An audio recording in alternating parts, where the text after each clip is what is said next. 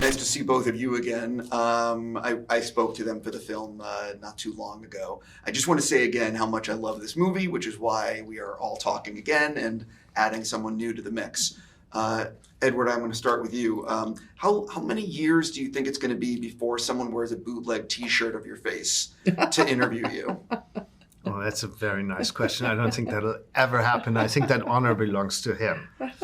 I wouldn't say that. I would say maybe a few more years, but you never know, But yes, I'm, anyway. Red T-shirt. Thank you. Another individual question for you. Is putting the two of them in your movie like entering a cheat code in a video game? What's a cheat code? It's like when you're basically cheating the game. Like you push BBAA, you enter and then you win. And then you basically win. Yeah, absolutely. I mean, who said that? I think Sidney Lumet said 90% of directing is casting. You spend a lot of time thinking about who should be in your film. And I was so lucky that these two agreed to be in the film. And then what is it? We're going to talk about what we want to do. And then I watched them do it, and I hopefully put the camera in the right place. You did. That's something that we mentioned before, how cinematic this is, which I thought was fantastic. I'm such a huge fan of both of your work, and I'm sincere when I say this is, what is it actually like for the two of you now, before you step on set, getting ready for a role? And how has that process for each of you changed as a result of all your experiences? Do you still have like the same process, or have you refined it through the years? Well, I think the more you do it, the more you learn. And also, I think the more you do it, the more you learn acting. I was very afraid. My heart beats very fast, and now I can control. Not that I can control it; it might still beat very fast, but I still know how to memorize the lines so that no matter what happens, my lines are memorized as you memorize "Hello, how are you?" So no matter what is your state, you can still, and you can use whatever emotion you have for your character. I think you learn. I mean, was it for you too? The more you do it, the better.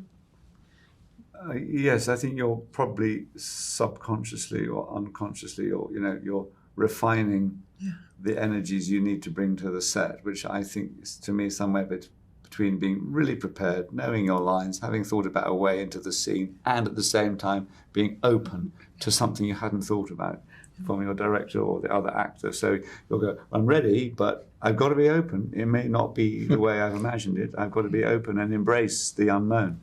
And by the way, we're all afraid on each day. Because I remember Isabella having that big, she has one big speech, and I remember hearing her heartbeat on my. Wait, is this true? Yeah, absolutely, it's true. On my headphones, and I think, oh, that's so lovely. Even Isabella has her heart beats faster because she has, she's in a room full of men and has to deliver this 2-page monologue, and it's gotta be on the money because she has just one day. And she bears herself. And I go in each day with my heart beating fast, thinking I hope I get the scene right. I hope I get everything.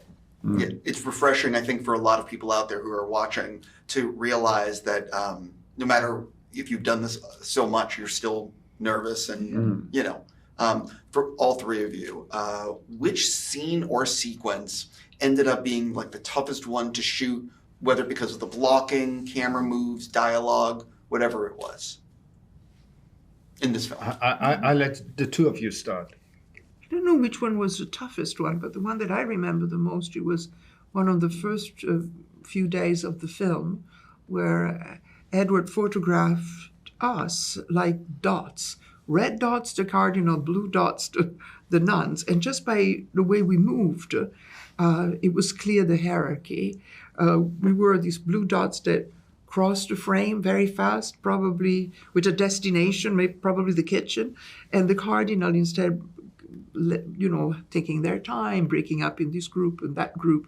And just that shot told about the hierarchy, the male and female never mixing, nuns being busy serving and men talking, discussing, socializing. It was incredible that it could be just visual. As I said, it's a little cinematic. Just Yes. a touch. There are two scenes that come to mind have been challenging in different ways. One was quite near the end of the shoot. We shot a very early scene in the story, which is the work's being done on the Sistine Chapel, and I am walking around with my colleagues, the two bishops, sort of preparing, and I'm in an organizational state of, got to get this right. And I think it was a Steadicam shot, was it? But it took a while for, obviously, many elements that Edward's looking for. And I think those are always shots when you probably, the actors, you've got to hit it, and you can't, the director's waiting for all these things to fall into place. And you've got, and often you might have peaked on take 3, but they've still got to finesse other things. And you go, I've got to peak again. And then at the end, there's a last scene with Carlos, which is a listening scene mostly, but that the way one has to listen and how one listens, you feel is important. And just you're hoping that what is being seen in the face is giving the audience the right amount of information, or they've got enough to lean into. And that, again, I would rely on Edward to guide me. For me, it was probably actually one scene I rehearsed. I always rehearse the scenes that I'm really afraid of, that I worry that, I don't have enough time for, that, a lot of people, in this case, fairly early on in the film, I don't think I'm giving anything away if I say the Pope dies in this movie. A Pope dies, so because it's about a conclave, it's about a papal election. So Rafe and his colleagues all gather around the bed of the dead Pope. And, I have 5 great actors in a room, including a dead Pope, or on top of it, a dead Pope.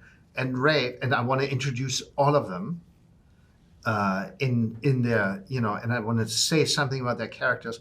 And at the same time, Rafe is sitting there and he's silent and he takes in all these things. His friend, the Pope, his friend Stanley Tucci, he listens to the prayer, he has to do prayer, he sees details of the dead Pope. It's a lot of shots to get, it's a lot of elements to film and to piece together and make sure it's told through his eyes and ears and just that to get that emotion right and to introduce everyone properly, to do justice to everyone's character was a big challenge, I think.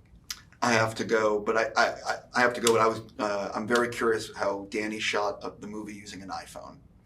He shot 28 years later using an iPhone. Yeah, but the iPhone attached on the back of huge lenses. So I can't wait.